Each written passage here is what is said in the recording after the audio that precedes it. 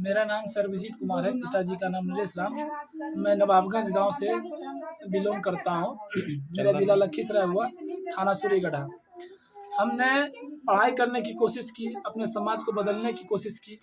सोचा कि अगर कुछ बन जाएंगे तो हम अपने ज़िला, अपना गांव, अपना समाज को कहीं बेहतर जगह अगर प्रदान कर दें तो उससे मेरा लाइफ साथ साथ मेरे गाँव का, मेरे देश का भी विकास होगा। लेकिन कई लोगों को ऐसी चीज़ें अच्छी नहीं लगी। इससे यह हुआ कि इसका उल्टा परिणाम स्वरूप हमको इसको भोगना पड़ा। भोगना यह पड़ा कि बात है आज से 2 दिन पहले का, 22 मई का, जो हम पाटलिपुत्र यूनिवर्सिटी के सैयद निहाल कॉलेज से बीए की डिग्री ले रहे हैं, उसकी परीक्षा देने जा रहे थे।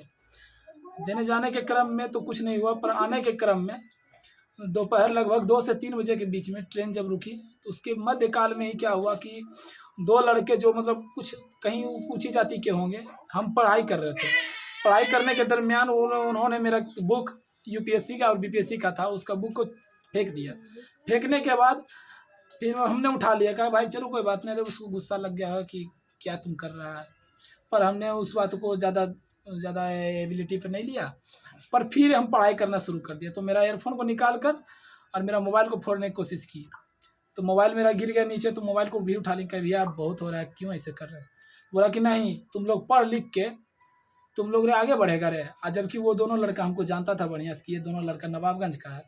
हम उनमें से एक लोग को जानते थे, उसका नाम था सोलू कुमार, और सोलू कुमार के साथ साथ एक और लड़का को जानते हैं जिसका नाम है गोलू कुमार।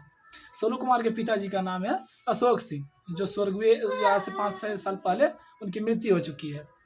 पर लोगों को तो ये सोचना चाहिए कि अरे वो पढ़ रहा है तो हमको भी पढ़ना चाहिए, उससे मोटिवेट होना चाहिए, अपने देश को, अपना समाज को आगे बढ़ाना चाहिए। पर जातिवाद के क्रम में हमको ही उसने पीट दिया और बोला कि अगर तुम लोग पढ़ लिख लोगे तो हम पे शासन करोगे।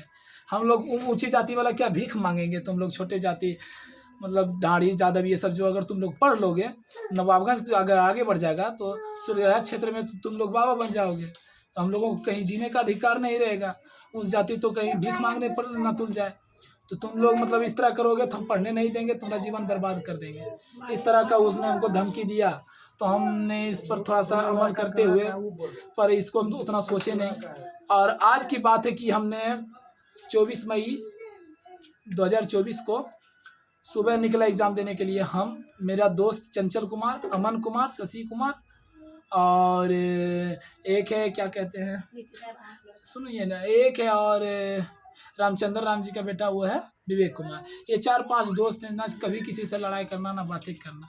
पर फिर भी उसी दिन का वो गवाह लेते हुए उसने मतलब मेरा जो है ना हमसे दुश्मनी का चक्कर, वो पढ़ने लिखने के चक्कर में ही जो है ना बोला कि तुमको अब आगे बढ़ने नहीं देंगे, तुमको आया। और फिर सुबह 7 बजे हम लोग ट्रेन चढ़ने वाले थे बाढ़ के लिए, तो साउथ बिहार एक्सप्रेस 7 बजे आने वाली थी। उसी दरमियान क्या हुआ कि वो सोलू कुमार, गोलू कुमार सैदपुरा के हैं निवासी, और साथ ही साथ 10-20 लड़का जो संदिग्ध है जिसने मारपीट किया है वो बाजार का ही है, जिसे हम नहीं जानते हैं।